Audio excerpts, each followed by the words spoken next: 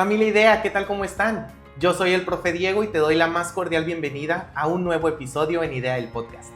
El día de hoy estaremos hablando sobre autismo, específicamente en la parte del proceso de diagnóstico y el tratamiento.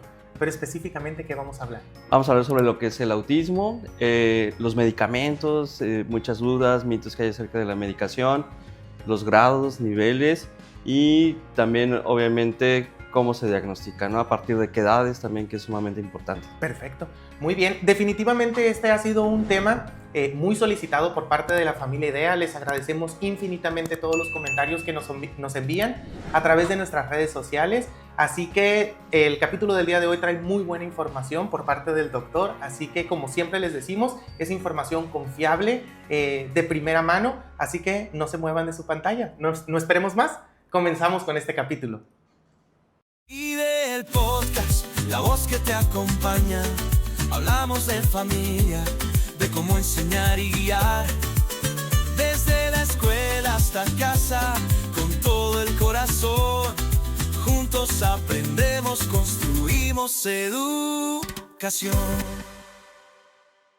Familia IDEA, pues qué gusto que estemos juntos en un nuevo episodio aquí en IDEA el podcast. El día de hoy tenemos como invitado, ya sabemos que siempre es bien importante tener, aparte de diferentes puntos de vista, contar con la presencia, con la participación de personas que tengan la preparación correcta para hablar del tema en cuestión, ¿no? El día de hoy, permítanme presentarles al invitado, el doctor Isaías Elizarrarás. Estudió Medicina General en la Universidad Autónoma de Guadalajara, Pediatría, egresado en la Universidad de Guanajuato, y Neurología por el Centro Médico Nacional, siglo XXI, con mención honorífica por parte de la UNAM.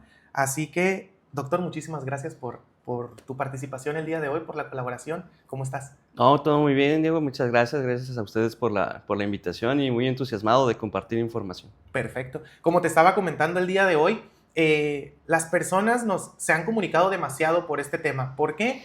Porque cada vez hay más información, pero al mismo tiempo, fíjate, cuando estábamos preparando las preguntas, la guía para este capítulo, nos pusimos a buscar la información en diferentes medios, ¿no? Ahora sí que en videos, en textos, en bases científicas, en todo, ¿no? Pero hay demasiada información y a veces de tanta información que a veces se contraponen los puntos de vista, ¿sabes? O sea, de repente hay un médico, un doctor que dice una cosa, pero de repente hay otro que dice otra, entonces no sabes ni para dónde hacerte, ¿no? Y precisamente, pues, el día de hoy es justamente por lo que te invitamos, para que nos puedas responder estas preguntas que nos mandaron la familia IDEA y demás, para informarnos sobre este tema. Así que muchas gracias por tu participación, ¿vale? Ok, pues iniciemos directo por lo que debemos hacer, ¿no? Iniciemos por la definición. ¿Qué es el autismo?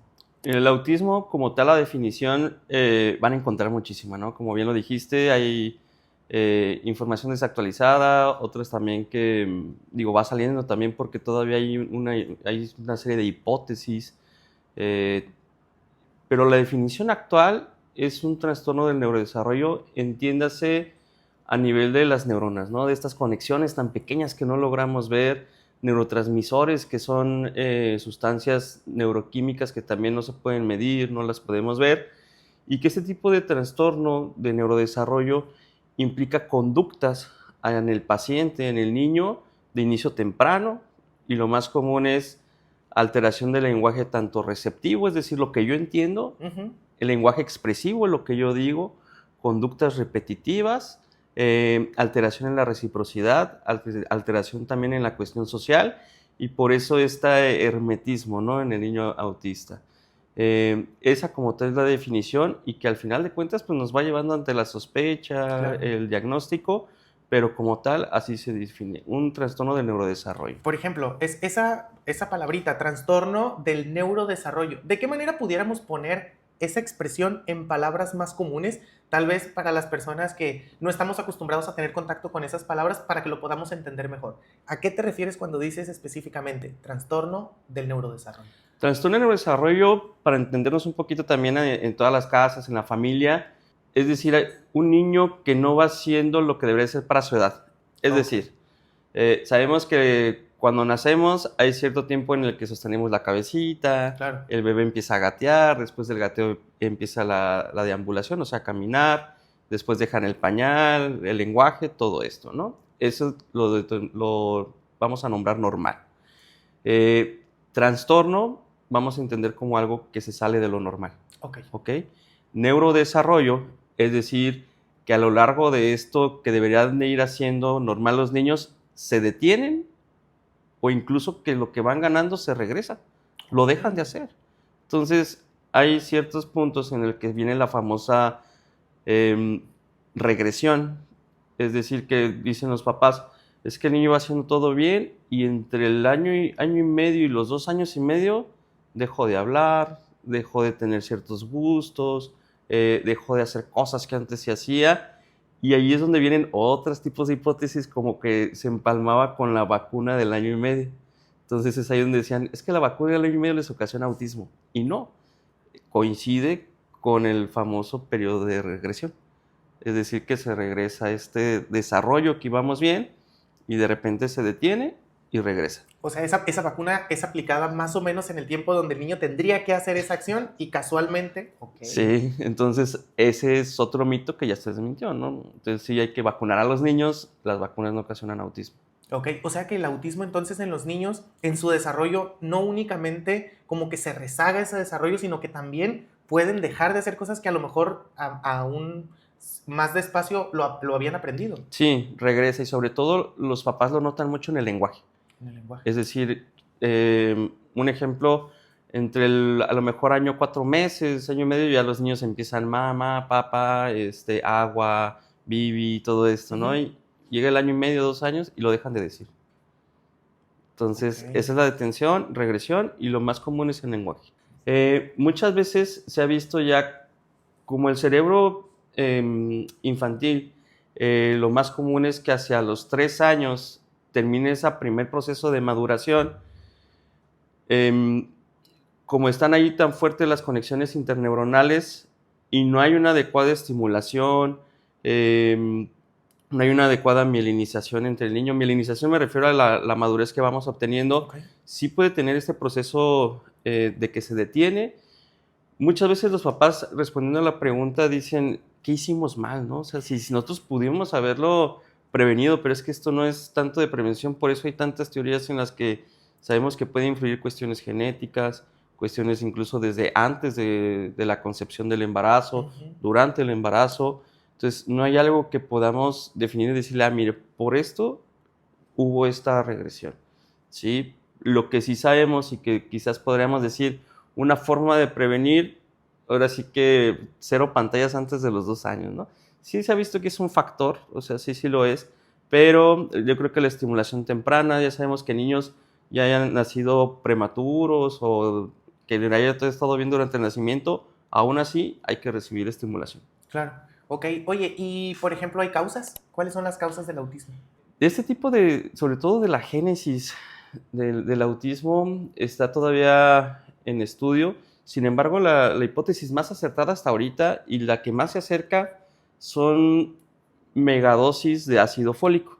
Okay. Y aquí hay ciertas controversias porque dicen, pues es que para el embarazo recomiendan ácido fólico, era lo que ¿verdad? te iba a decir. Sin embargo, a veces pensaríamos o mamás piensan que por consumir mucho ácido fólico, pues nada va a pasar. Okay. Entonces, es algo complejo. Igual aquí si no me doy a entender muy bien, pues también me puede interrumpir. Pero se ha visto que las megadosis de ácido fólico, cuando nosotros somos embriones, somos 3 capas. ¿Sí? Okay. Entonces todo nuestro cuerpo sale de 3 capitas. Y una de las capas principales es donde deriva sobre todo el intestino y el cerebro. ¿Sí? Cuando el bebé empieza formación, el cerebro y el intestino están conectados. Por eso ahorita mucho el auge de los probióticos, la alimentación y todo eso. Cuando consumen mamás dosis excesivas de ácido fólico, lo que hace el ácido fólico es que va a aplanar unas vellosidades de unas células del intestino que son las encargadas de producir un neurotransmisor que se llama serotonina. Okay. ¿Sí? La famosa serotonina es la que nos da esta cuestión de las emociones.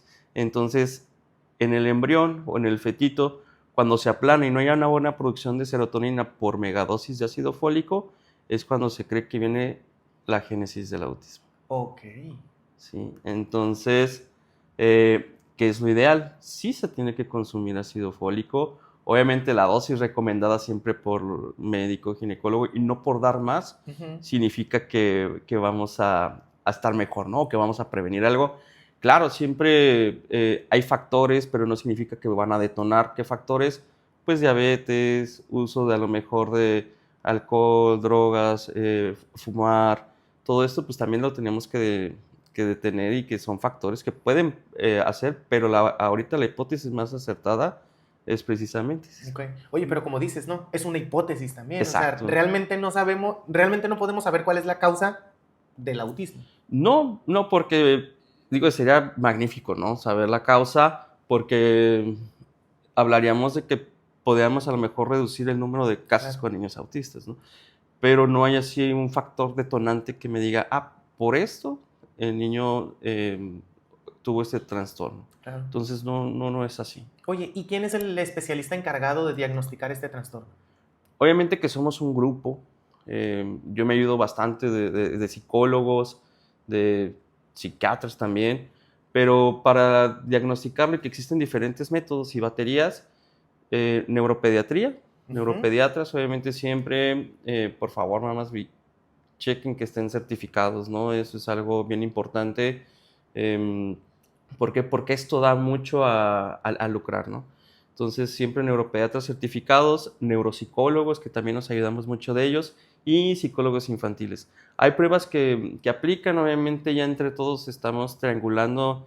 A lo mejor la psicóloga hace la sospecha, me lo manda a mí para confirmar o viceversa, ¿no? Yo hago la sospecha, le mando a ella para confirmar. Entonces, es algo que trabajamos en equipo. Obviamente no nos cero egos, ¿no? Porque si pasa de que yo digo que sí tiene, tú dices que no tiene, eso no ayuda. Entonces, hay baterías que aplican, hay ciertos métodos como el A22. Nosotros utilizamos más que nada criterios que se llaman DSM-5, que son los publicados por parte de esta red internacional de trastornos psiquiátricos y todo eso, son los que nosotros utilizamos. Ya los psicólogos aplican más estas baterías y es como se hace. Por ejemplo, ¿cuál es el caminito que tú recomiendas seguir a las personas que a lo mejor tienen alguna sospecha de que su hijo tiene autismo? ¿Con quién ir primero? Aquí creo que lo más importante siempre es ver como estas banderitas rojas, ¿no? Okay. Muchas veces en cuanto al lenguaje, que no volteen cuando le hablan por su nombre, ciertas conductas o juegos que se salen fuera de lo que a lo mejor a un niño le gustaría jugar, el ordenar las cosas en hilerita, que todo sea muy bien estructurado, que tengan estos periodos de frustración tan bajos ante cosas muy sencillas. De aquí yo creo que la intervención primera puede ser por ambas partes, tanto por neuropediatría como por una psicóloga infantil, aunque yo creo que si el niño empezamos antes de los 3 años, lo ideal para mí sería neuropediatra. Sí, porque digo, a veces los papás, es algo bien curioso que no acuden con nosotros como médicos, primero prefieren ir con las psicólogas, y digo, no digo que esté mal, pero a nosotros hay un miedo muy particular porque dicen, me lo van a medicar. Sí. Entonces, yo creo que si nos quitamos también este miedo y acuden con nosotros en neuropediatría, se puede hacer el diagnóstico de forma inicial y de una forma temprana. ¿Tu especialidad en qué aportaciones le da a este proceso de diagnóstico? Como tal, mi especialidad, digo, vamos viendo un neurodesarrollo o el desarrollo neuronal adecuado del niño. Cuando vemos una detención, pues vemos si es necesario hacer algún tipo de estudio, o simplemente tiene que ver como esto del trastorno del espectro autista, que no necesitamos propiamente estudios para diagnosticarlo. Y nuestra intervención va mucho desde el diagnóstico o incluso tratamiento, ¿no? Que ya incluye medicamentos, que digo, tampoco no todos los niños con autismo se van a medicar, pero que si es necesario, nosotros intervenimos ahí porque tenemos que ver efectos no deseados. Obviamente vamos viendo el seguimiento del peso, de la talla, el cálculo de las dosis, si requiere algún estudio de laboratorio por cuestiones del metabolismo, alimentación y claro, varias dudas que también podemos resolver a los papás, ¿no? Entonces yo creo que por el área médica esa es parte de nuestra intervención y como ves, pues es un trabajo en equipo, ¿no? Entre el área de psicólogos, estimulación y el área médica. Oye, ¿nos puedes platicar de ese proceso de diagnóstico cuando te llega una familia, ¿no? notaron esas banderitas que tú mencionaste y dice algo, nosotros vemos que algo no está bien y llegan contigo. ¿Cuál es ese proceso de diagnóstico del autismo? Como tal, el proceso, cuando los papás llegan con esa serie de dudas, de forma inicial es una historia clínica, ¿no? Porque hay que ver antecedentes de mamá, antecedentes de papá, de la familia, del nacimiento, si fue prematuro, cuánto pesó, cuánto midió, de cuántas semanas nació, cómo va el neurodesarrollo, alergias, medicamentos, todo esto, ¿no? Wow. Y cuando empezamos a, ahora sí que el padecimiento actual, o decir el por qué los papás llegaron a consulta, muchas veces empiezan, es que sabe que no habla, o sea, tiene 3, 4 años y no habla, nada más grita, no me señala con el dedo, no sabe decir bye bye, nada más quiere tomar leche, no quiere otra comida, no duerme. Entonces, toda esa serie de cosas, de ciertos trastornos, nosotros las acomodamos, o no, bueno, las vemos nuestros criterios diagnósticos de SM5 de parte de neuropediatría y es como me arroja el diagnóstico, ¿sí?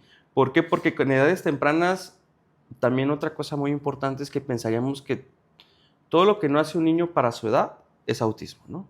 Pero también no es el único trastorno que existe, ¿cierto? Entonces, hay trastornos del lenguaje expresivo, hay trastornos por déficit de atención con hiperactividad que en inicio temprano chocan mucho con autismo. Entonces, si yo no hay un diagnóstico adecuado, pues no voy a saber dirigirlo a cierta terapia o a cierto medicamento o el caminito, incluso el pronóstico funcional. Entonces, desde que llega la familia tenemos que saber cómo orientarlos y cuando damos el diagnóstico, también tratar de que los papás no tengan ninguna duda. Obviamente siempre se va a valer una segunda opinión. Sin embargo, creo que en ese momento, pues los papás sí viven un duelo, ¿verdad? ¿Por qué? Porque a lo mejor los papás ya investigaron, se pusieron en YouTube autismo y ven casos severos donde los niños se autoagreden, no duermen, gritan y ahí empieza ese duelo, ¿no? Entonces aquí yo creo que es desde que damos el diagnóstico, darle soporte a la familia, darle esa motivación que necesitan porque van a empezar un mundo nuevo, sí, un camino diferente, pero que al final de cuentas vamos a trabajar en pro del niño. Oye, ¿y cómo le haces, por ejemplo, para cuando se está llevando a cabo el diagnóstico, precisamente para evitar el margen de error con otro tipo de trastorno? Esa es una parte bien compleja, porque muchas veces los papás llegan a consulta diciendo, no, es que yo no creo que mi hijo tenga nada, ¿no? Está consentido. O la mamá lo chiquea, o el abuelito lo chiquea. Entonces, esa es la parte cegada, ¿no? El margen de error, pues obviamente tratamos de que sea mínimo, porque para nosotros lo ideal es que en la primera consulta demos el diagnóstico, ¿sí? Sí podríamos a lo mejor, no sé, tener cierta equivocación, pues somos humanos, ¿no? Y es subjetivo, es decir, es de cada evaluador el diagnóstico, pero con citas de seguimiento obviamente se va reforzando más. Si hay niños que a lo mejor entran en un grado menor y quizás ahí sí, yo le digo, ¿sabe qué? Pues vamos primero a estimular, vamos a ver cómo avanza y dependiendo del avance que tenga el niño, damos el diagnóstico, ¿no? También hay niños que no se puede a lo mejor en la primera consulta, aunque para mí es lo ideal porque es tiempo. Y si no es así, pues le digo, hay que limpiar factores, quitar pantallas, mejor introducir a los niños a que vayan a convivir con otros niños, guardería, maternal, que los saque nada más de no estar en casa solamente. Y si mejoran, pues obviamente ya me da otro tipo de pronóstico, otro trastorno o nada, ¿no? Simplemente le faltaba estimulación. Entonces, también a veces existe ese margen, aunque tiene que ser mínimo. Oye, si el diagnóstico se realiza a temprana edad, entre más rápido, entre más temprana edad, ¿es mejor? Claro, el pronóstico funcional mejora bastante. ¿Por qué? Porque sabemos que el diagnóstico lo podemos hacer desde los 18 meses. Ok. Antes se creía que era hasta los 3, 4 años, ¿no? Entonces estaba esta creencia de que está chiquito, todavía no se puede diagnosticar. Ahora no. Mientras más rápido lo diagnostiquemos e iniciemos terapias, el pronóstico funcional a largo plazo es excelente. Entonces, sí se puede hacer el diagnóstico temprano. Sí hemos tenido casos, yo creo que aquí en la ciudad yo llevaré unos 3, 4 de año y medio de diagnóstico y los niños avanzan súper bien. O sea, iniciando en esa intervención, avanzan muy bien. Claro, por otro lado están niños que los llevan hasta los 5, porque está esta creencia de que, es que tu tío habló hasta los 4 años, ¿no? Pensamos que iba a hablar, es más difícil el pronóstico funcional. Entonces es mejor a tiempo, ¿no? De hecho, por ejemplo, ahorita que mencionas eso, hice así cuando me dijiste los 18 meses, porque yo era la información que en alguna ocasión había escuchado, que se tenían que esperar a cierta cantidad, 3, 4 años, porque antes se podían confundir este rezago en el desarrollo con simplemente, pues no lo está haciendo, todavía no es momento porque no lo ha aprendido. Entonces, por ejemplo, ¿qué indicadores tienes a los 18 meses, por ejemplo, para poder empezar a formar un diagnóstico? A los 18 meses más que nada, porque como bien lo dices, pensaríamos que a lo mejor nada más es un retraso, ¿no? Pero sí son niños que a lo mejor no balbucean el malpa, o que no se sonríen con la mamá, no tienen este juego de caballito, a lo mejor no lo disfrutan, o el dónde está mamá tampoco les llama la atención, no fijan la mirada de mamá o de papá, no se alegran cuando llega mamá o papá a casa. Entonces, ese tipo de conductas, pues ya nos encienden unas alarmas, ¿no? Claro. Y son cositas que a lo mejor diríamos, no, pues es que es su carácter, ¿no? Pero un carácter de un niño de 18 meses, o sea, también, digo, no hay que normalizar conductas que no deben de ser así a temprana edad. Entonces, estos foquitos rojos sí nos llaman la atención. Obviamente, aquellos niños que no tienen interés por jugar a lo mejor a los 18 meses, pues acomodar carritos o rodarlos, lanzar pelota, y que más bien prefieren jugar con una botella o con una caja de cartón, o nada más estar haciendo tiritas y que así se entretengan, que no duerman, que no quieran durante ese proceso de alimentación no reciban ningún alimento más que pura leche. Entonces, ya estas cositas ya no nos hablan solamente de un retraso, ¿sí? Ya nos hablan de que hay algo más. Oye, y si por ejemplo alguien dice, ¿no? Mi hijo tiene cierta edad y siempre quiere comer lo mismo, ¿sale? O yo he observado que específicamente mi hijo hace una de las cosas que menciona el doctor porque le gusta tener ordenadas sus cosas. ¿Ya tiene autismo? No, tampoco, o sea, tenemos que ver otras áreas, ¿no? ¿Por qué? Porque también a veces, digo, lo más común es que dicen, no, es que caminó de puntitas, es autismo, ¿no? Aleteó cuando se emocionó, es autismo. O sea, por eso digo, sí hay muchos diagnósticos de autismo, pero también no todo va a ser autismo, ¿verdad? ¿Por qué? Porque simplemente los ruidos. Y yo creo que es un ejemplo que yo siempre le pongo a los papás. Dicen, es que con el tal ruido de la licuadora se asusta, pero todo lo demás está bien. O sea, en la escuela pues lleva 10, tiene amigos, le gusta ir al cine, le gusta jugar fútbol, pero me dicen en la escuela que es autista porque le molesta el ruido de a lo mejor de la chicharra, ¿no? Para que se metan al salón, o del timbre. Pero yo le digo a los papás, es que todos vamos a tener cierta cuestión sensorial que nos va a molestar. Y un ejemplo, por ejemplo, para mí, yo simplemente escuchar a lo mejor un tenedor contra un plato y... Sí, ya. ¿No? Entonces todos tenemos ese tipo de cuestión y no por eso voy a ser autista. Entonces yo creo que también sí está sobrediagnosticado a veces. O sea, es que está para todos lados, ¿no? Se sobrediagnostica, no se diagnostica, pero lo ideal yo creo que es todo esto que ustedes están haciendo, dar información. Ok. Hablando de las pruebas que tú realizas ahora sí que para llevar a cabo el proceso de diagnóstico, ¿cómo funcionan? ¿En qué consisten? Hay pruebas que sí están incluso al alcance también de los médicos generales, que yo creo que nos ayudan mucho, compañeros pediatras también, a hacer como este tamizaje, ¿no? Tamizaje, vamos a entenderlo como esta detección temprana o esta sospecha. Entonces el tamizaje, hay una prueba que se llama MChat, que está al alcance de todos, y son preguntas bien sencillas hacia los papás, ¿no? En la entrevista, como si el niño, si lo llevan a un parque, tiene gusto por subirse a la resbaladilla, a los columpios, si sonríe cuando lo voltean a ver, si se queda mirando un punto fijo. O sea, son preguntas bastante sencillas, y ahí esa entrevista inicial me arroja un puntaje, ¿sí? Entonces ese puntaje me dice, tantos ítems positivos, tiene una sospecha de tanto por ciento de ser autista, ¿no? Entonces ahí ya viene la derivación con nosotros, o si nosotros la aplicamos, ya empezamos a hacer nuestra historia clínica, como le comenté, y pues ya a aplicar nuestros criterios de SM5. Si me salen todos completos, pues obviamente ya me puede salir el espectro e incluso el grado.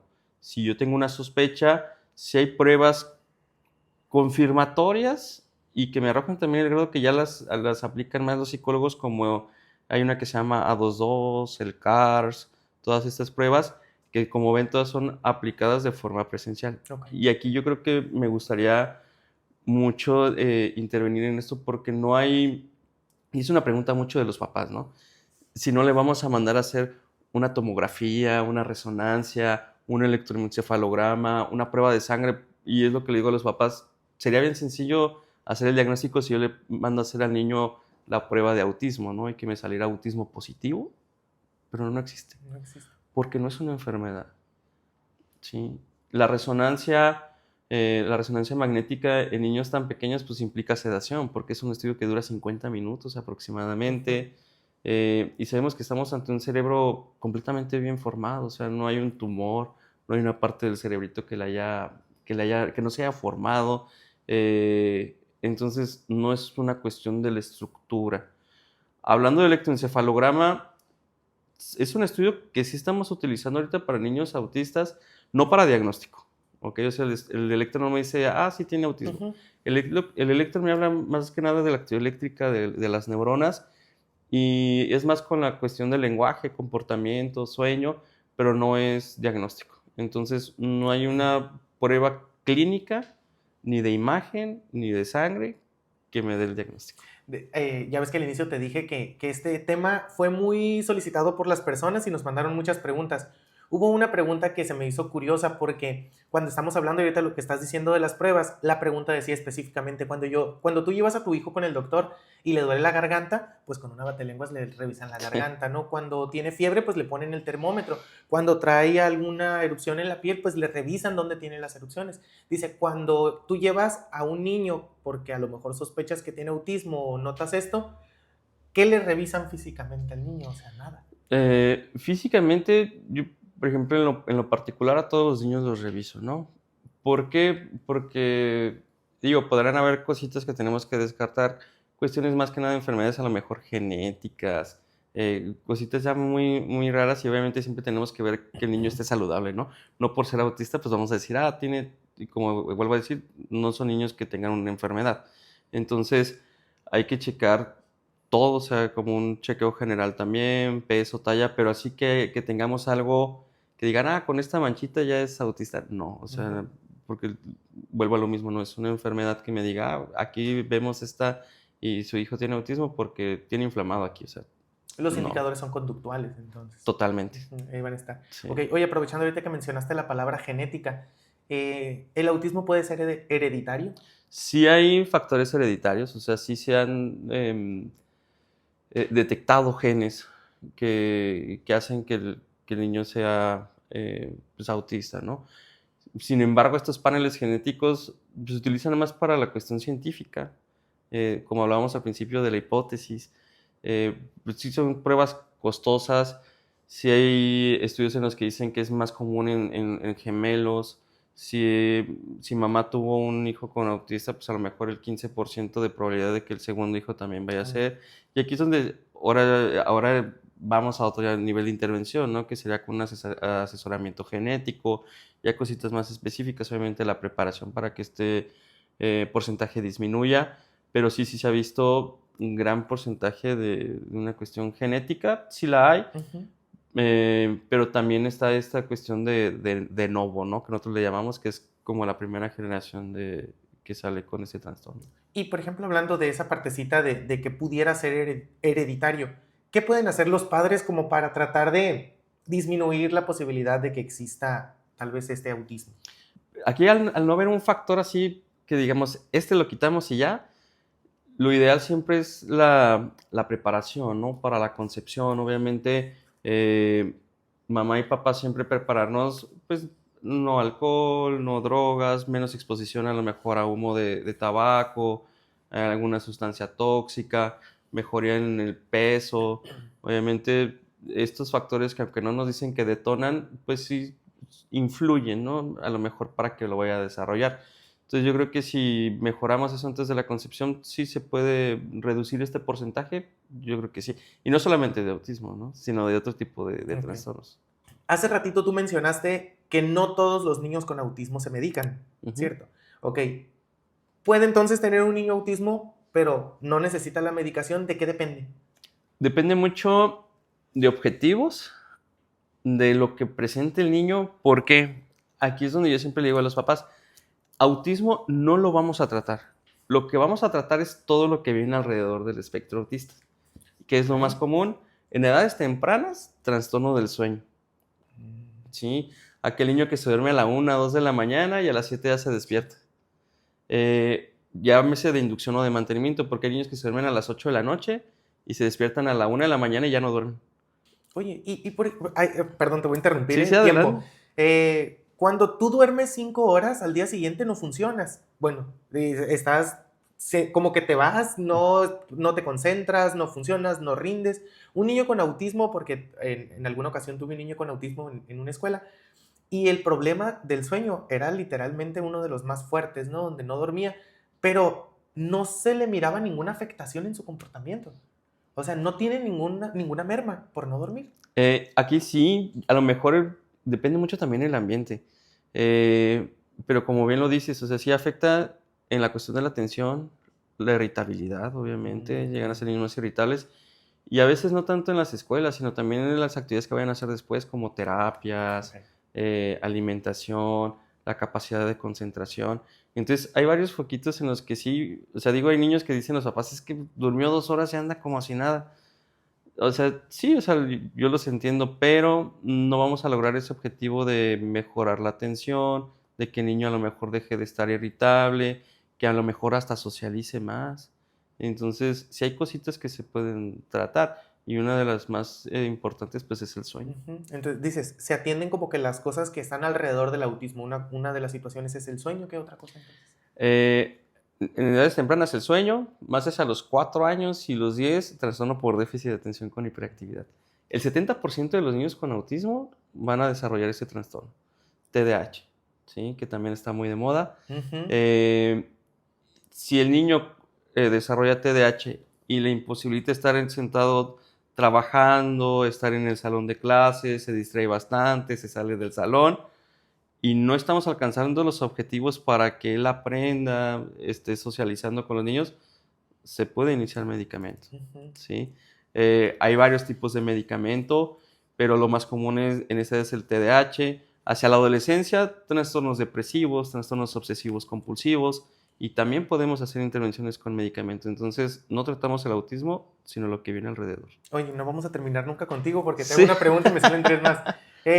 Entonces, yo pensé que nada más era o es autismo o es TDAH. O sea, también pueden estar los dos. Sí, aquí es algo importante. El autismo puede desarrollar TDAH, ¿sí? Pero el TDAH no desarrolla autismo. Ok, entonces es algo que ¿Por qué? porque el TDAH, si hay una comunicación, si hay un lenguaje tanto recíproco como, perdón, expresivo como receptivo. El problema nada más es la hiperactividad, la falta de atención, pero sí hay socialización. ¿Sí? Entonces, si ven estas cuestiones emocionales, sí las tiene el niño con TDAH. El niño con autismo no. Pero sí pueden desarrollar de que sea muy disperso, que sea muy hiperactivo, lo más común, que salga corriendo, que no pueda estar sentado. Entonces, es algo que tenemos que tratar para cumplir objetivos más que nada que el niño queremos que avance y volverlo lo más funcional que podamos. ¿Hay algún otro aspecto alrededor del autismo que se atienda? Pues en la parte de la medicación, yo creo que es lo más común el sueño, TDAH, la depresión en el adolescente, bastante común, el trastorno obsesivo compulsivo y uno, bueno, a lo mejor no tanto en espectro autista, pero el trastorno opositor desafiante, ¿no? Que es aquel niño que no ve a la autoridad con esa figura. Pero estos son los más comunes y son los que tratamos. Vale. Oye, háblanos un poquito de los niveles. Hay muchas literaturas que lo pueden dividir en 0, 1, 2 y 3 o en 1, 2 y 3, ¿no? A mí en lo particular se me hace más conveniente el 1, 2 y 3. A veces pensaríamos que cuando damos el grado, el 3 decimos, híjole, es lo más grave, lo peor, pero no. El grado simplemente me habla de la funcionalidad y de qué tanto apoyo requiere el niño, ¿sí? Es decir, grado 3, sabemos que es un paciente que no se comunica, que no se expresa y que requiere la atención todo el día, ¿no? Requiere de una tercera persona para valerse en todas sus actividades. El apoyo. Exactamente. El nivel 2 es aquel niño que sí llega a decir palabras, a lo mejor no de una forma dirigida, se puede comunicar con cierta restricción y requiere apoyo en algunas áreas solamente, como las maestras sombra, ¿no? Que intervienen en la cuestión escolar, pero quizás ya en casa el Ok. niño se siente cómodo, se comunica y no hay problema, ¿no? Y el nivel uno es aquel niño que se comunica, que tiene lenguaje, que no necesita tanta atención o no es dependiente de una tercera persona, quizás con algunas restricciones en lenguaje, pero que logra hacer su vida día a día, ¿no? Entonces, esos son los niveles, yéndonos del grado de 3, que diríamos, hablando de severidad, pues el severo, medio y leve, ¿no? Ok. Oye, y me llamó la atención ese nivel cero que dijiste que alguna literatura te marca ese nivel cero. ¿Qué es? Sí, el cero, yo creo que ya va a estar por eliminarse porque hay mucha confusión, sobre todo con el Asperger. Ok. El Asperger decía, no, pues es que como no encaja ni en el 1 ni en el 2, pues va a ser cero, ¿no? Y es Asperger. Pero ese término ya no se usa desde el 2017, Asperger. Entonces, el cero es el que dice, pues es el que no tiene nada, pero pues sí tiene espectro, pero grado cero, o sea, por eso ya se va a eliminar. Ahorita que mencionaste el Asperger, eh, ¿es correcto que el Asperger ahora está dentro del autismo? Está dentro del espectro, sí, pero aquí sería, si lo ponemos en el espectro, sería el grado 1. Ok. Asperger, haz de cuenta que antes decían que existían 3 tipos de trastorno de neurodesarrollo, ¿no? Autismo, Asperger y retraso global de neurodesarrollo. Entonces, como vieron que todas compartían, por eso ahora es un espectro. O sea, Ok. por eso todas tienen cosas diferentes. No es una receta de cocina. O sea, sabíamos que a lo mejor una infección de la garganta, pues dolor de garganta, fiebre y todo, es igual a infección, ¿no? Ujú. Pero el autismo no, por eso ya es espectro, porque todos los niños van a tener conductas diferentes y hacen más complejo el diagnóstico, ¿no? Entonces ahora lo englobaron todo en un espectro. Sí, y me queda claro que es cuestión del nombre nada más, pero por ejemplo, ahorita ya nadie lo diagnostican con Asperger. Mm, si hablamos de una situación actualizada, ya no debería existir el Ya. término. Oye, ahorita ya nada más para terminar esta partecita que tiene que ver con el diagnóstico, te quiero platicar. Tuvimos invitada a una psicóloga donde estuvimos hablando del autismo y desde su perspectiva psicológica nos estuvo hablando más a detalle sobre todo esto. Y en redes sociales estuvimos compartiendo algunos videos sobre el tema, pero específicamente te queremos comentar algo que sucedió con uno de ellos. La pregunta era, ¿el autismo se cura? Y dice la psicóloga, el autismo no se cura porque no es una enfermedad. Ujú. Entonces recibimos muchos comentarios, por ejemplo, como, claro que es una enfermedad porque si lo tengo que llevar con el doctor, pues es porque está enfermo, ¿no? Si no, no lo tendría que llevar. O claro que es una enfermedad porque le van a dar medicamento. Si no necesitara medicamento, pues es que no está enfermo. Entonces, me gustaría que lo platicáramos un poquito. Tú ya también hace ratito dijiste, no es una enfermedad. ¿Por qué un doctor dice que no es una enfermedad, pero sí lo tiene que atender un doctor y le tiene que dar medicamento? Obviamente siempre esto va a ser una cuestión debatible, pero si lo formulamos de una cuestión científica, no es una enfermedad porque no es algo que deteriore la salud del niño.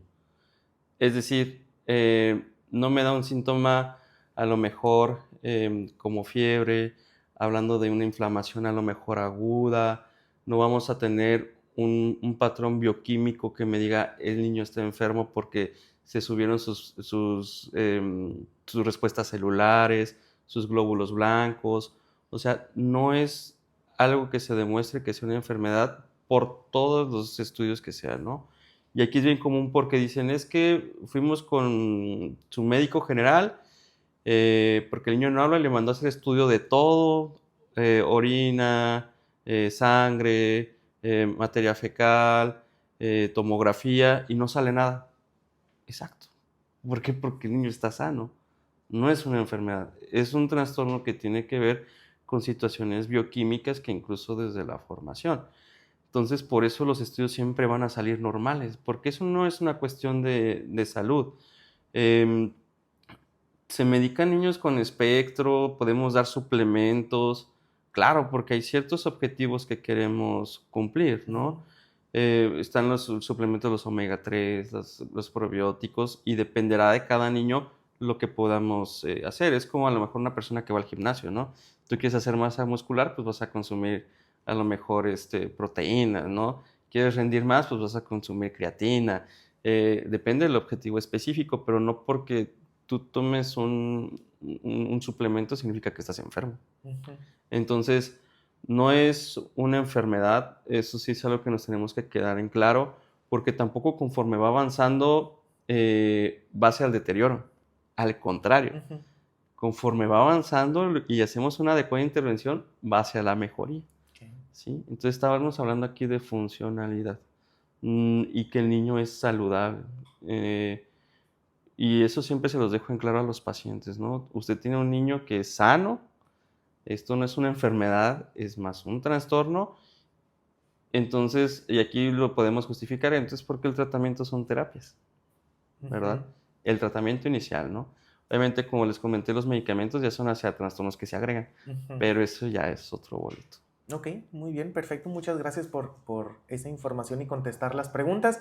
Con esta partecita estamos terminando como que la parte del diagnóstico, ¿no? Entonces ahora vámonos con la parte del tratamiento, ¿vale? ¿Quieres que tu hijo obtenga mejores calificaciones en la escuela?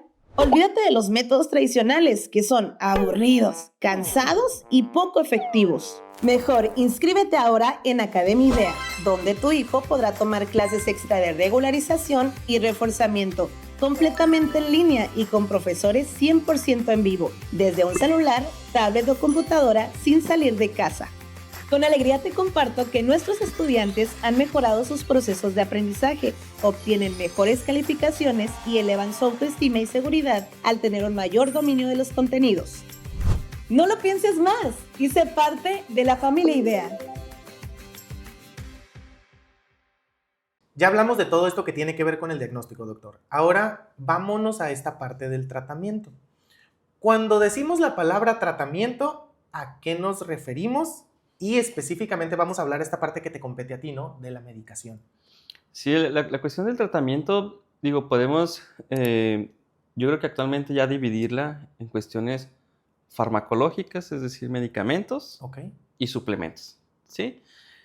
El medicamento es algo pues, que tenemos que ver dosis, los objetivos que queremos cumplir, y suplementos es todo lo adyuvante. ¿Qué es adyuvante? Que le va a ayudar al trastorno o al medicamento, Ok. ¿sí?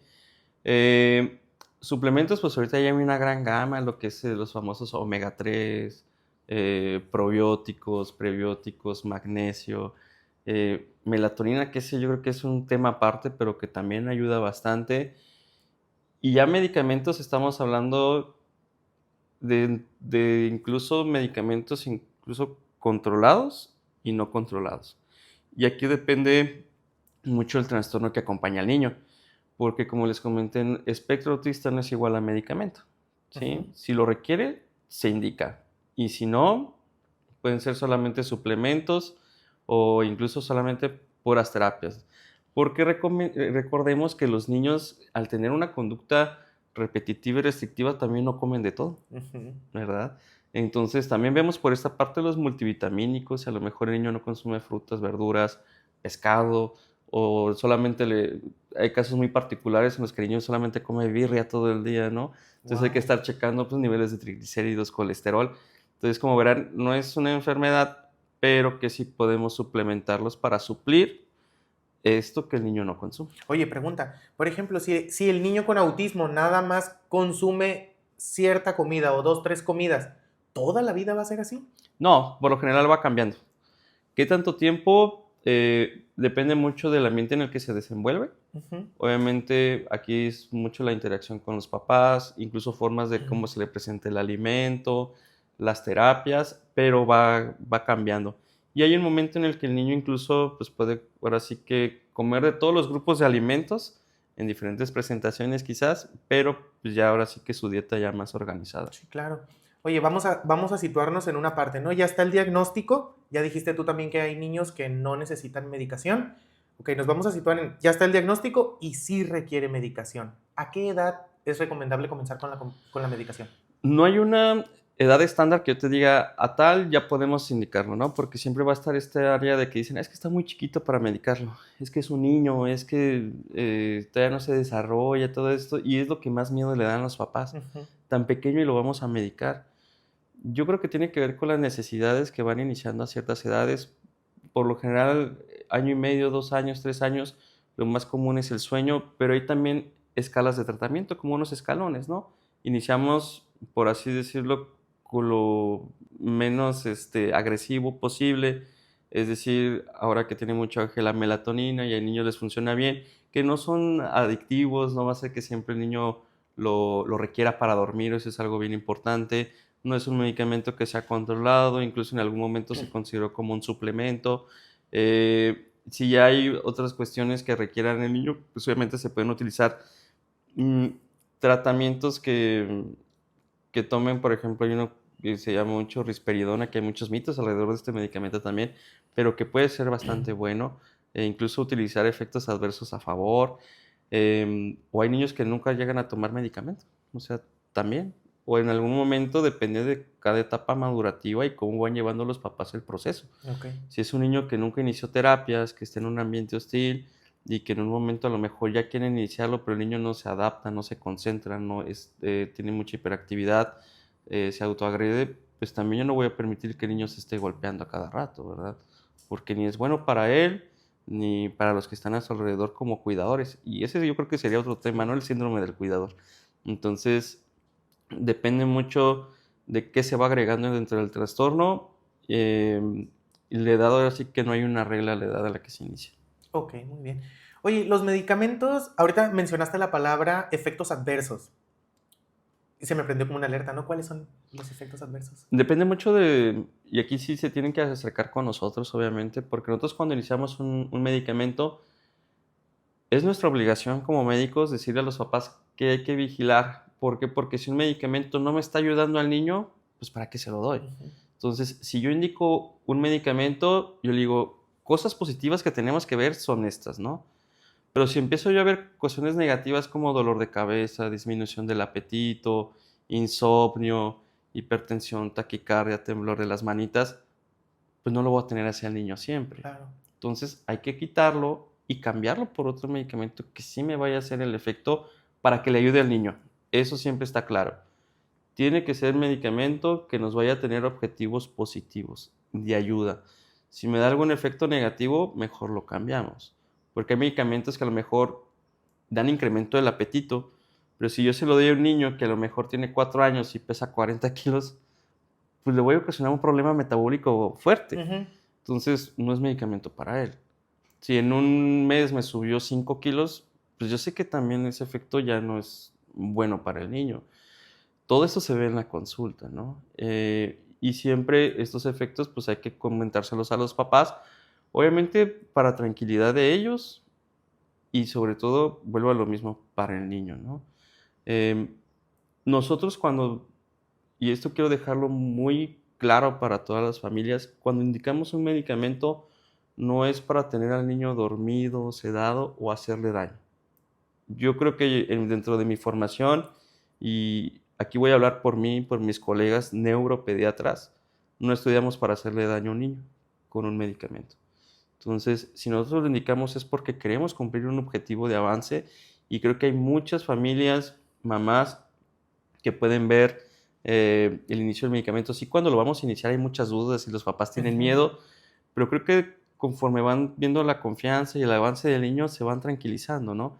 Y tanto así que llega el momento en el que decimos, ¿sabe qué? Pues ya es momento de quitar el medicamento y los papás dicen, no, todavía no se lo quite otro ratito. Entonces, creo que esa área es bien importante de darle la confianza y la tranquilidad a los papás y de que vean que el medicamento es un apoyo, ¿no? No es para que el niño esté dormido, oído, como zombie, o sea, para nada. Porque a veces pasa que efectivamente se empieza a aplicar el medicamento y sí los niños están como adormilados o por qué se mira una disminución exageradamente en su energía, por ejemplo. Yo creo que depende mucho de las dosis, el tipo de medicamento, porque hablando muy en específico de nuestra área, la cuestión de la neuropediatría, o sea, no somos muchos neuropediatras también que estamos a nivel nacional. No egresamos mucho por año. Yo en mi generación solamente, hablando del centro médico donde yo egresé, solamente salimos 2. Y antes, estos niños eran tratados a lo mejor pues a lo mejor médicos más hacia adultos, ¿no? O neurocirujanos, que a lo mejor no tienen esta formación de la rama pediátrica. Y estaba este mito de que pues, si les daban medicamentos, pues imagínate, para dosis de adultos, ¿no? Pues obviamente iban a estar dormidos. Claro. Pero si un medicamento, a lo mejor los papás me dicen, ¿sabe qué, doctor? Digo, es normal que tengan cambios así de estar adormilados los primeros 4 o 5 días. Y después yo necesito al niño despierto, jugando como él es, ¿no? Pero haciendo ese objetivo del medicamento. Si el papá a la consulta subsecuente me dice, ¿sabe qué, doctor? El niño todo este mes ha estado dormido, no es él, está ido, pues ya sé que no es medicamento para él y hay que cambiarlo, ¿no? Porque el objetivo nunca va a ser tener un niño dormido. A mí no me sirve un niño dormido en la escuela. Claro. Cuando se empieza a dar un medicamento, ¿no? A recetar un medicamento, indicarlo, ¿es normal entonces, por ejemplo, tener que modificar el medicamento, cambiar de medicamento o modificar las dosis? Esa es una práctica normal. Sí, cuando hay, digo, que no logramos el objetivo, claro. O sea, hay niños y muchas veces hay un medicamento en especial que se llama metilfenidato.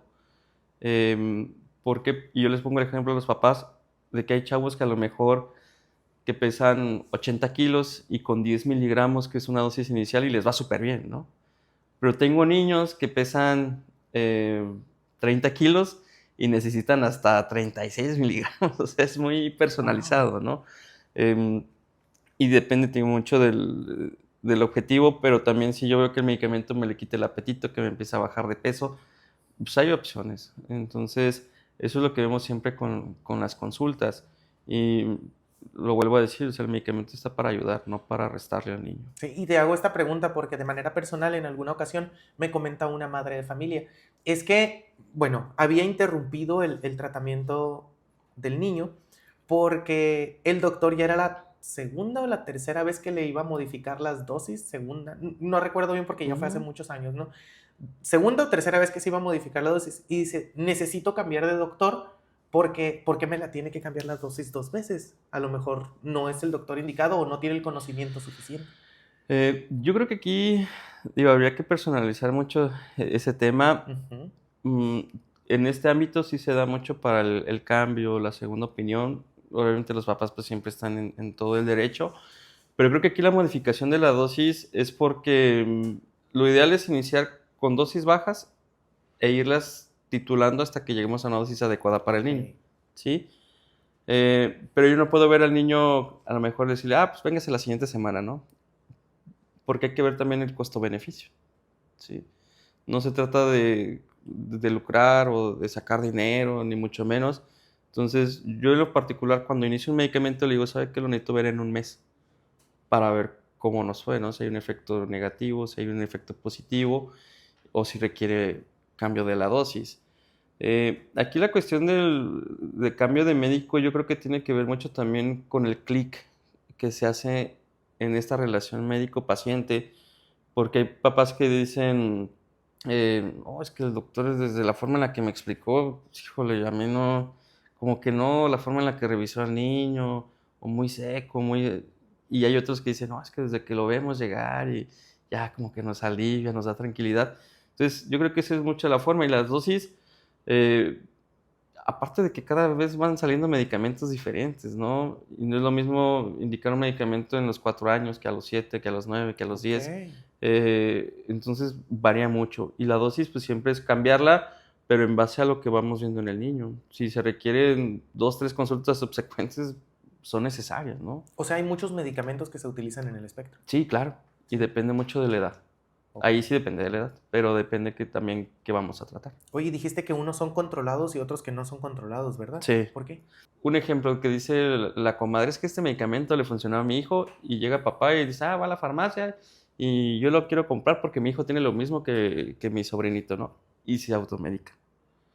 Entonces, hay medicamentos que son controlados, y uno de ellos es metilfenidato, pero no es porque genere adicción, no es porque genere dependencia, no es porque lo vayan a tener drogado, es simplemente porque tenemos que ver la dosis, la forma en que se administra, los efectos secundarios, el diagnóstico. Entonces, ese es de los medicamentos controlados que sí llegamos a utilizar. Yo creo que es el único que utilizo yo controlado. Y los demás son de venta al público en general, pero sí tiene que ver mucho con ese cuidado que tenemos de la administración, ¿no? Y obviamente, incluso hay papás que ven que dicen, es que doctor, aquí dice que no se debe dar en menos de 6 años. Sí, pero esas advertencias vienen en todos los medicamentos para que no se automediquen. Claro. Entonces, esa es la cuestión de los medicamentos controlados, no controlados. Que digo, siempre que se ponen a buscarlo en internet, ¿no? En estos buscadores siempre va a decir, es que es un medicamento que dice aquí, doctor, que le va a generar dependencia, que le va a generar sueño. Aquí dice que a largo plazo, es que esas advertencias en todos los medicamentos les van a salir, siempre. ¿Por qué? Porque como sabemos que hay tanta información al alcance, pues no queremos que los papás no vayan a una consulta y lo tomen esta iniciativa por ellos mismos. Claro, y como tú lo acabas de especificar, ¿no? Como que cada caso es muy particular, entonces. Totalmente, o sea, no es una receta de cocina, tal niño tiene esto, metilfenidato, tal niño tiene esto, risperidona, o sea, depende mucho si el niño no come de todo, si tiene desnutrición, si está en sobrepeso, si no duerme, si sí duerme, si es muy inquieto, si más bien es tranquilo, si se autoagrede, si explota muy fácilmente, si se frustra, o sea, son tratamientos que siempre deben de ser personalizados. Claro. Ahorita, por ejemplo, que venimos platicando de todos estos temas, en mi mente estoy sacando cuentas, digo yo, sale carísimo todo. Y me surgió una duda, doctor. ¿En el sector público atienden a los niños con autismo? ¿La medicación está en el sector público, en el IMSS, en el ISSSTE? ¿No? Sí, sí vemos neuropediatras en el IMSS, en otras instituciones como ISSSTE, ISSSTECAL y Hospital General.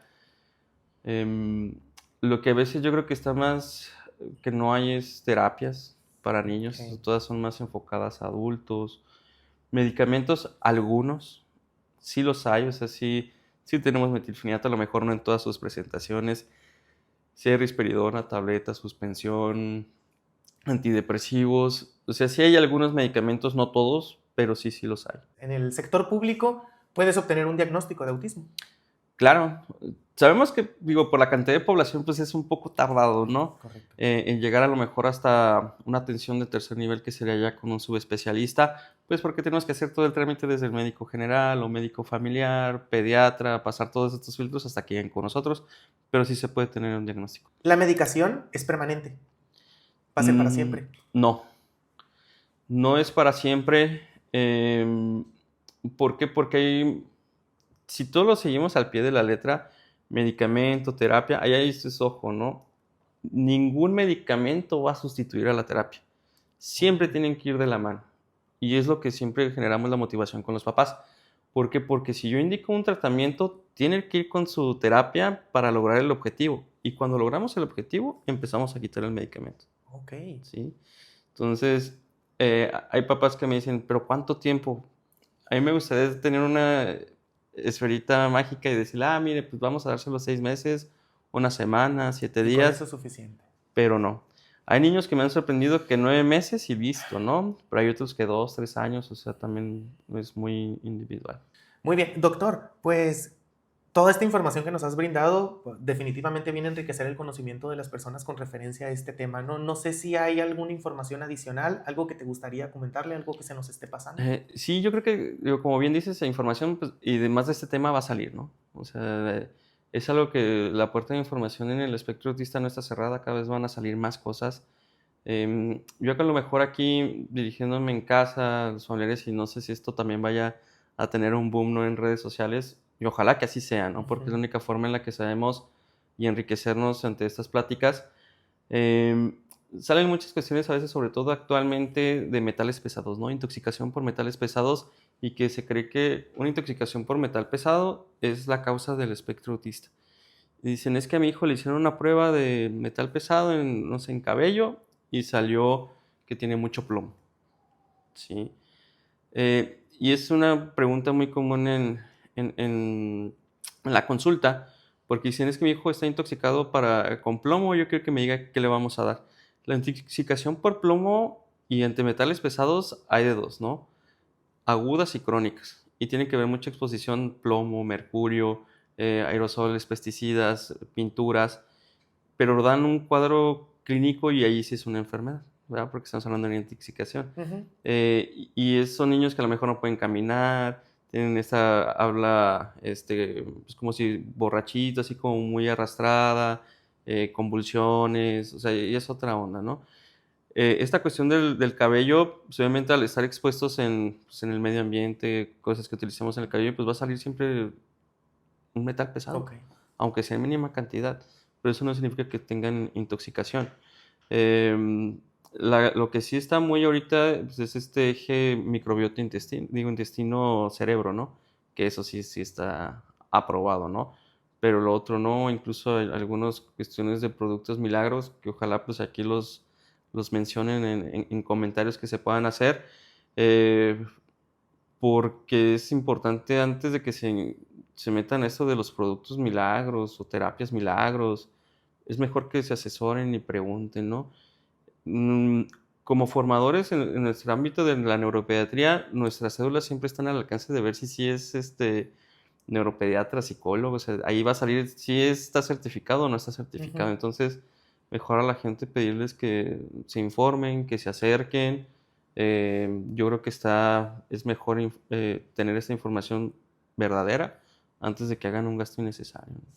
Excelente. Muchas gracias. Muy buena información, doctor. Te agradezco infinitamente tu participación y tu colaboración en este capítulo. La información que nos brindaste, aparte de que es muy enriquecedora, pues a veces la desconocemos, ¿no?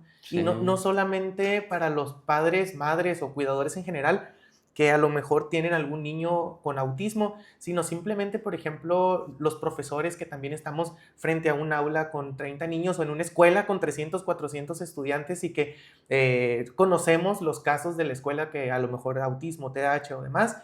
O sea, es importante estar informado, ¿sabes? Entonces, te agradezco toda esta información y la manera en cómo la explicaste también te lo agradezco muchísimo. no, gracias a ti, Diego, y al Grupo IDEA, de verdad, por la invitación. Estoy muy contento. Y que esto se siga haciendo, ¿no? Porque creo que la información es la que nos quita la venda de los ojos, Sí, ¿verdad? muchas gracias. Muchas gracias, Entonces, doctor. la inclusividad que podamos llegar a tener y llegar a más casas, también que las familias con estos tipos de trastornos vean que no están solos, que hay muchas cosas que se pueden hacer, creo que es importante. Muy bien, muchas gracias.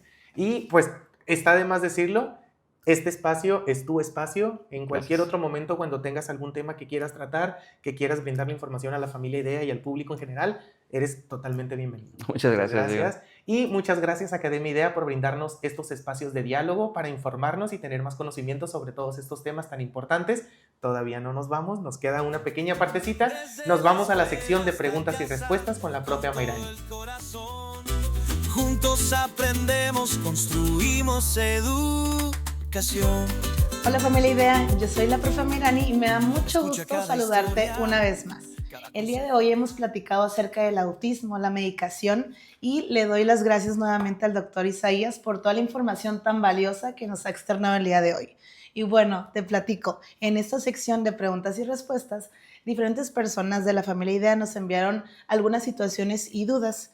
¿Te parece si tomamos un momento y le vamos dando respuesta y aprendemos juntos un poquito más? Claro que sí. Muy bien, pues la primera situación que nos enviaron dice así.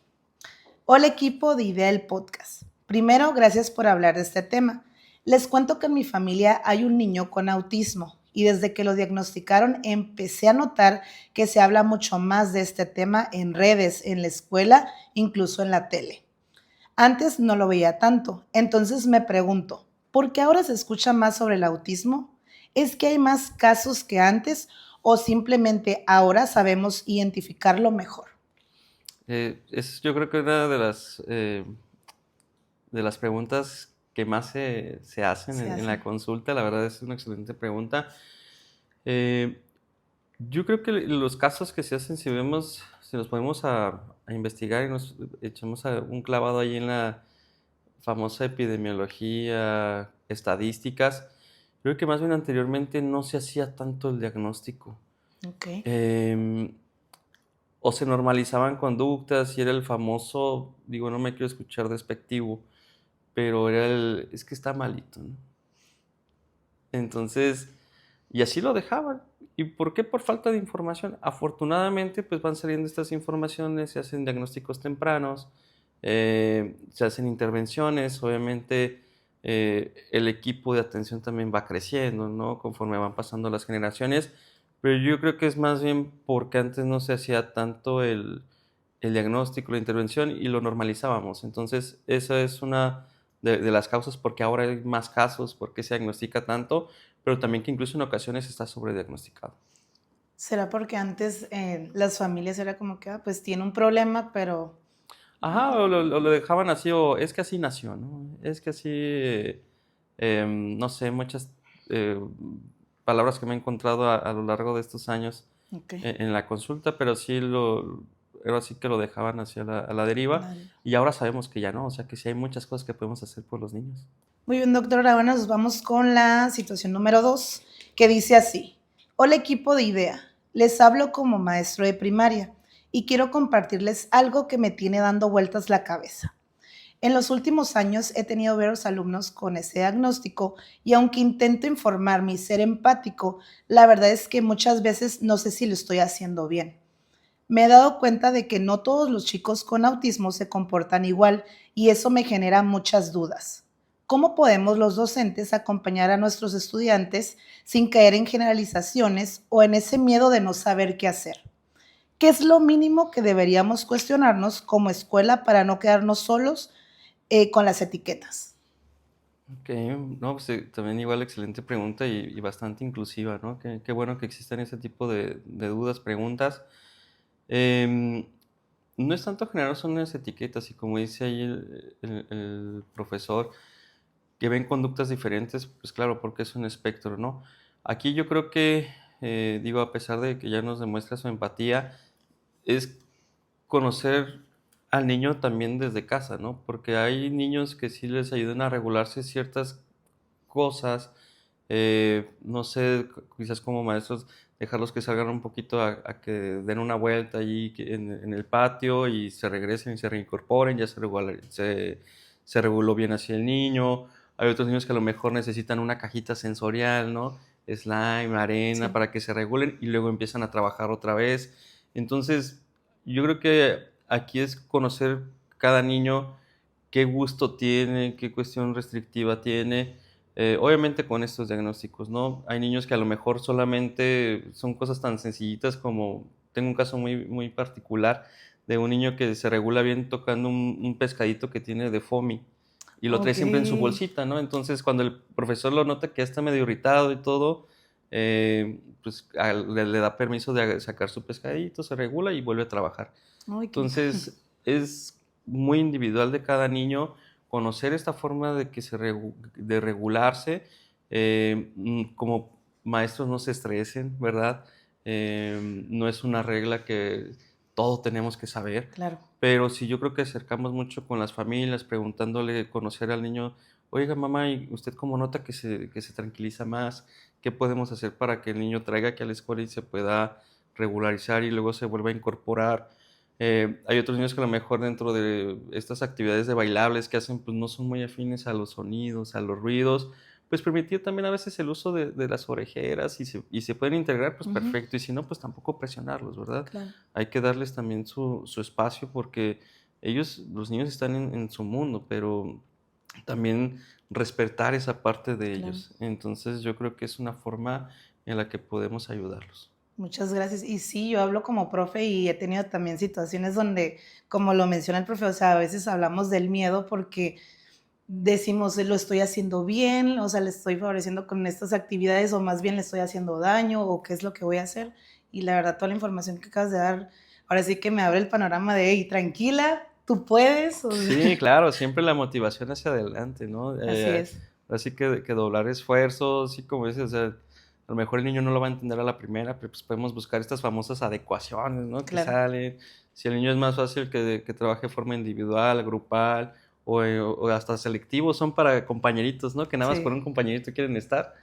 O sea, hay que empezar a darles esa Sí, oportunidad. me tocó una alumnita que a veces yo me decía, ay, ¿por qué le gusta estar sola en los recreos? Y le decía, a ver, amor, vete con tal niña para que comas conmigo. Me decía, no, gracias, maestra, a mí me gusta comer sola. Y de la nada así, y yo, pero ve con los... O sea, se me hacía algo extraño al momento de que era la primera alumna que tenía así con este diagnóstico. Entonces se me Ujú. hacía algo extraño, algo raro de que, oye, ¿por qué va a estar solita? Pues aislada y así, pero pero pues ella me demostraba la actitud así de que es que yo estoy tranquila, o sea, a mí no me afecta, la que te afecta es a ti como profe, ¿sabes? Exacto, sí, sí, Verme así, digo, no es como que me lo dijera, pero es como que a la que le afectaba era a mí verla así. claro. Entonces, pues sí.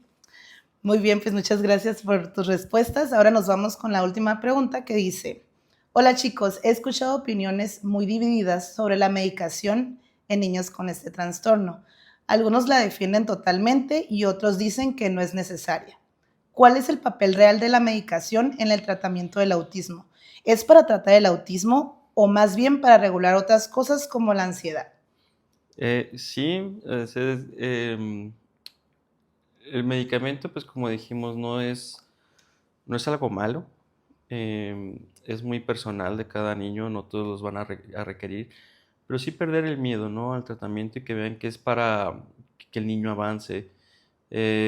A veces sí hay niños que generan trastornos de ansiedad, pero muchas veces confundimos la ansiedad con la hiperactividad, por ejemplo, ¿no? Ujú.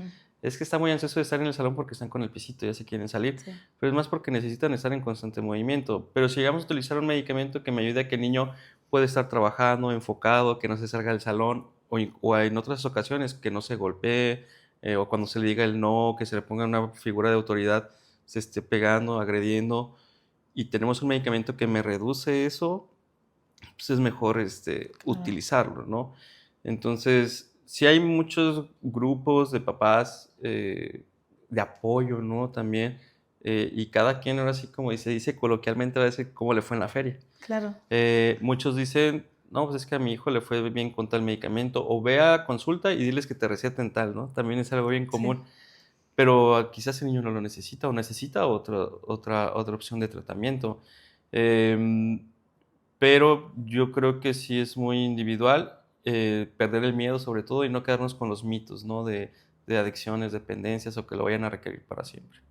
Y te agradezco que nos aclares esta parte porque creo que la mayoría de personas siempre mencionan esta parte que ya hemos comentado a lo largo de este capítulo, donde dicen es que la medicación es mala, ¿cómo me lo vas a medicar? No, hace ratito comentaban de la parte donde los niños están un poquito dormidos en clase o en la casa o que no atentos, como que cambiaron su actitud. Y digo, qué bueno que nos estás aclarando y dando una orientación respecto a esta parte que pues es para beneficio de los niños y no nada más para las familias, también a nosotros como profes pues sí es una ventaja porque vivimos experiencias dentro del aula donde a mí me ha tocado esta alumnita de que se desesperaba con algo, por ejemplo, ya íbamos en la tercera actividad y me dice, es que yo no quiero más actividades, y se agarraba y se pegaba. Ujú. Y yo decía, "Wow", o sea, no le pegaba a nadie, pero se pegaba ella solita o agarraba y le hacía con el lápiz así, o sea, cositas así que digo, en esos casos pues hay veces que sí es importante pues abrirnos el panorama a esto de que puede ser un beneficio pues para la alumna, para el niño. Sí, exacto. Y a veces, como le digo a los papás, o sea, estos periodos de frustración, ¿no?, que tienen los Ujú, niños, sí, el medicamento, véalo como una oportunidad que se le puede brindar al niño. O sea, la oportunidad es para el niño, para la mejoría de él. Entonces, si está esta parte en la que le va a beneficiar, pues tomarla, ¿no? Y siempre van a escuchar de las familias, es que para qué lo medicas, es que no sé qué tal. O sea, siempre lo va a haber. Y todas las críticas, pues claro, son bienvenidas. Y yo les digo siempre a las mamás, traiga a su familiar para que aquí externe sus dudas. Si papá no está de acuerdo, también que venga y que vea los efectos positivos. Y pasa, ¿no? Porque a veces a lo mejor mamá sí le da el medicamento y llega la hora de convivir con papá y no se lo da y dice, chin, sí lo ocupa, ¿no? Entonces, sí, es válido, claro. ¿sí? Pero que siempre se queden sin dudas. Pues muchas gracias por todo esto que nos brindaste el día de hoy y a ti que estás en casita, te agradezco por dejarnos una vez más entrar hasta tu hogar. Recuerda, yo soy la profe Mayrani y nos vemos en el siguiente capítulo. Bye bye. Si quieres seguir aprendiendo muchísimo más sobre este tema, en la descripción del video te vamos a dejar algunas recomendaciones que nos hace nuestro experto invitado. Y si te ha gustado el capítulo del día de hoy, no olvides darle like y compartir. Quizás alguien a tu alrededor podría necesitarlo y le vendría de maravilla verlo. Suscríbete a nuestro canal de YouTube y también nos puedes buscar en Spotify como Idea el Podcast. Al suscribirte serás de los primeros en enterarse cuando subamos contenido nuevo. También puedes contactarnos por medio de Facebook, Instagram o WhatsApp en el número que aparece en la pantalla o con el código QR. Recuerda que puedes enviarnos cualquier opinión sobre algún tema o alguna duda que te surja. Nosotros de manera personal te leeremos y estaremos muy contentos de que puedas escribirnos. Este podcast es patrocinado completamente por Academia IDEA, la mejor red de aprendizaje de nuestro país. Academia IDEA, donde los estudiantes de primaria y secundaria toman clases extra de regularización y reforzamiento completamente en línea, con profesores 100% en vivo, sin salir de casa y por medio de cualquier dispositivo. Recuerda que te puedes inscribir desde cualquier parte de la República Mexicana. Y ahora sí que con esto hemos llegado al final de nuestro episodio. Definitivamente toda la información que recibimos fue muy importante. Y muy enriquecedora. Definitivamente. Muchísimas gracias a ti que estás en casita, que nos permitiste llegar con este tema un viernes más. Pero recuerda, no te pierdas el próximo viernes otro tema súper interesante. ¿En dónde? Aquí en IDEA el Podcast. Bye.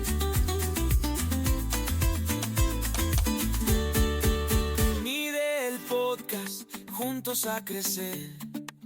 Cada episodio te hará entender. La educación es clave, el futuro es hoy. Y con cada escucha, el cambio se ve.